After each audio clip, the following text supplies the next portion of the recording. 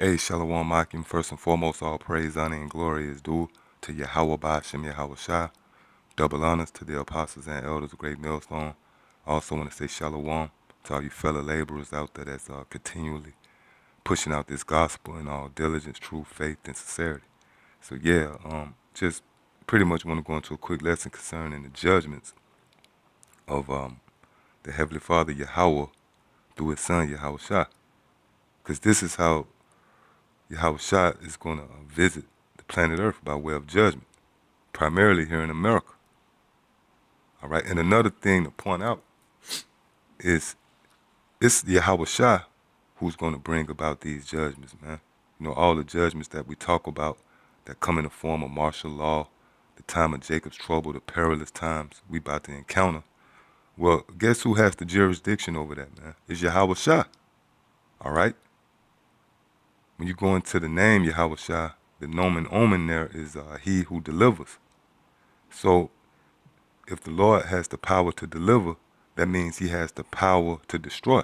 All right? You can't deliver or have the jurisdiction over delivering or saving unless the power to destroy lies in your hand as well, man. All right? And the judgments from our Lord Yahweh Shah, they all have one thing in common, man. They come when you least expect it. All right? They come in a cruel manner, man, as if you was taken in a snare. That's why one of the nicknames of our Lord is Jinn, which is a snare, man, and a trap. Scriptures actually talk about men's life, how they are taken in a cruel manner, like fishes are taken in a net, you know? Meaning when judgment comes, you never see it coming, man. Just like a fish, when a fish is taken in a net, they don't know that day they about to be taken, man. And this is the terribleness of Yahweh Shah, all right? And when you go into the character, or should I say the characteristics of our Lord Yahweh Shah, or the nature of Yahweh Shah, which we already outlined the fact that one of his nicknames is Jinn. Well, when you go into his nature, he dealt with the element of surprise. All right? This is how the Lord got down. The element of surprise. All right? Now, before we go into this lesson, I want to show you a couple of examples of the nature of Yahweh Shah. All right? And the fact that this is how he moves. He comes when you least expect it. This is how we know that it's Yahweh Shah that brings these judgments. So I want to start off in the book of Luke, the 24th chapter, and 24th chapter. I started the 13th verse, and behold, two of them went that same day to a village called Emmaus, which was from Jerusalem about 80 furlongs, and they talked together of all these things which had happened. Yes, so to set the stage, this is when the Lord Yahweh Shah was crucified, all right? You had two men that was walking from a certain village, you know, out of Jerusalem, and they was talking about the things that had, you know, preceded that day, all the things that happened that led up to the crucifixion of Yahweh Shah. Verse 14, and they talked together of all these things which had happened, and it came to pass that while they communed together and reasoned, Yahweh Shah himself drew near and went with them. But their eyes were holden that they should not know him. And he said unto them, what manner of communications are these that ye have one to another as ye walk and are sad? And one of them, whose name was Cleophas, answered, saying unto him, art thou the only stranger in Jerusalem, and hast not known the things which are come to pass there in these days? And he said unto them, what things? Yeah, and see, this is scary, man. All right?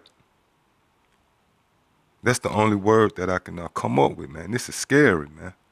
The fact that Yahweh Shah, you know, rolled up on these guys, man. He probably made himself look like a fat guy. Anybody just off the radar, man. And the way he's getting down, all right? He's dealing real shrewd and slick, man. Okay? And don't think that that can't happen today, man. Don't think that Yahushua can't roll up on you today. All right? And they said unto him concerning Yahushua of Nazareth, which was a prophet mighty in deed and word before the Most High and all the people, and how the chief priests and our rulers delivered him to be condemned to death and have crucified him. But we trusted that it had been he which should have redeemed Israel. And besides all this, today is the third day since these things were done. Yea, and certain women also of our company made us astonished, which were early at the sepulchre. And when they found not his body, they came, saying that they had also seen a vision of angels, which said that he was alive. And certain of them which were with us went to the sepulchre and found it even so, as the woman had said, but him they saw not. Then he said unto them, O fools, and slow of heart to believe all that the prophets have spoken. Ought not Hamashiach to have suffered these things and to enter into his glory? Right, so he scared them, man. It was like a gotcha moment, man. This is how Yahushua get down, man. All right? And this is how judgment comes. Now, in this same chapter, we're going to jump down to the 33rd verse. And they rose up that same hour and returned to Jerusalem and found the 11 gathered together and them that were with them. So these two men, they rose up, after Yahushua revealed himself unto them, they rose up and went to the disciples, saying, the Lord is risen indeed and have appeared to Simon. And they told what things were done in the way and how he was known of them in breaking of bread. And as they spake, Yahushua himself stood in the midst of them and saith unto them, peace be unto you. But they were terrified and affrighted and supposed that they had seen a spirit. Yes, so when you really digest the magnitude of this moment, they was talking about a dead man, all right? They was in the room talking about a dead man has arisen. Then all of a sudden he popped up, man, and said, Shalom, man. That scared the shit out of them, man. But the point is the fact that he dealt with the element of surprise, man. He could have easily knocked on the door so they can brace themselves. No, he, the snap of a finger, man. And this is how judgment comes, all right? So with that established, let's go into the scriptures dealing with the judgments of Yahushua, man. Because again, it's Yahushua who bring these judgments, man. All right? He has that jurisdiction. This is the book of Ecclesiasticus, chapter 5 and verse 7. Make no tarrying to turn to the Lord, and put not off from day to day, for suddenly shall the wrath of the Lord come forth. Right, see, that's how Yahushua get down. This is how we know it's Yahushua who bring the judgments, man. Because he suddenly make his move. He suddenly appeared, just like he suddenly appeared upon the apostles, all right? He suddenly appeared on the two men walking. When you read Malachi, the 3rd chapter, going into the prophecy about Yahushua, it says he's going to suddenly come to his temple, man. All right? And in thy security, thou shalt be destroyed and perish in the day of vengeance. Right? So usually you think everything is all right. All right? Usually a guy that get knocked off, the backdrop, the backstory is, yeah, he was just getting his life together. He just got a job. He just enrolled in college. Then a stray bullet killed him, man. See, that's Yahushua. He get you in your security, man. All right? He snatched the rug from up under you, man. That's that element of surprise. All right? This is how the Lord Yahushua get down, man, which is a fearful thing. And you got to know these things, man. This being in his truth is bigger than Shalom, okay? You got to know and understand Yahushua, pursuant to Jeremiah, the 9th chapter, man, 24th verse. And when you know someone, that's when you fear them. All right? You fear them in truth. All right? And it makes you move in a certain spirit. This is the book of Isaiah.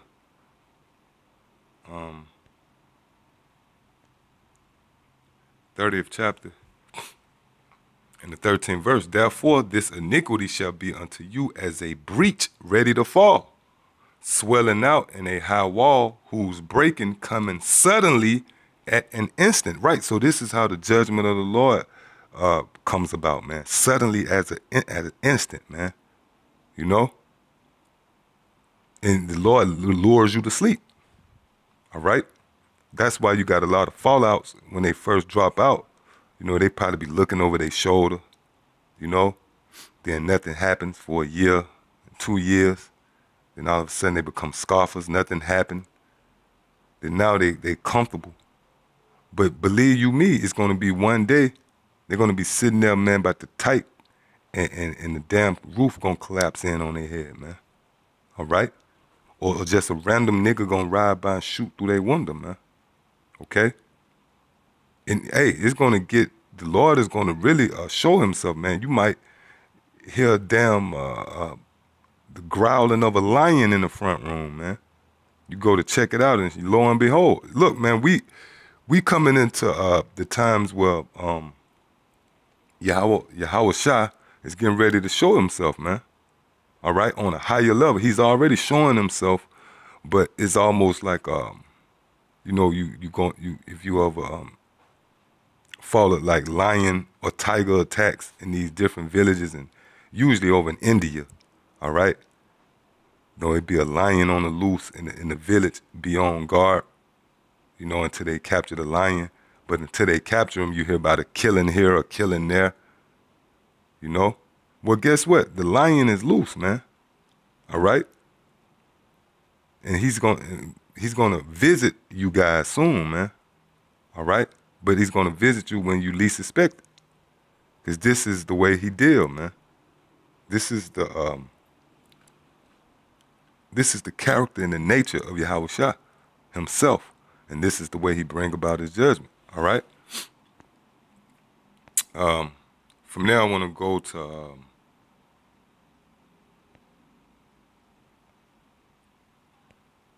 1 Thessalonians 5th chapter. Matter of fact, we'll end off with this. This is 1 Thessalonians 5:3. For when they shall say peace and safety, then sudden destruction cometh upon them. Right. So this is how Yahweh Shah sets up his judgments, man. When you think everything is smooth, man. Okay? You think you escaped, all right? You think the Lord forgot about it. No, it's a method to that, man. The Lord lured you to sleep, man. That's how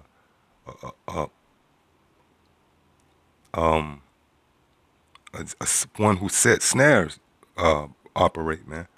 Again, you can't forget the Lord. One of the Lord nicknames is Jinn. All right. For when they shall say peace and safety, then sudden destruction cometh upon them, as travail upon a woman with child, and they shall not escape. See, and that's the mindset you got to have, man. You got to know that really the only ones that's going to escape the judgments is the elect, man. Okay, which it reduces you to be a prisoner of hope, man. You got certain guys out here who act like they got some formula, man. All right, look, the only thing you can do is be a faithful servant, man. And even in that, you got to approach it as how did Yahweh Shah put it? Unprofitable servant, okay? Even when you did all you can do, man. All right? So yeah, that's pretty much it. Hope this lesson was edifying. Until the next time I say, Shalom.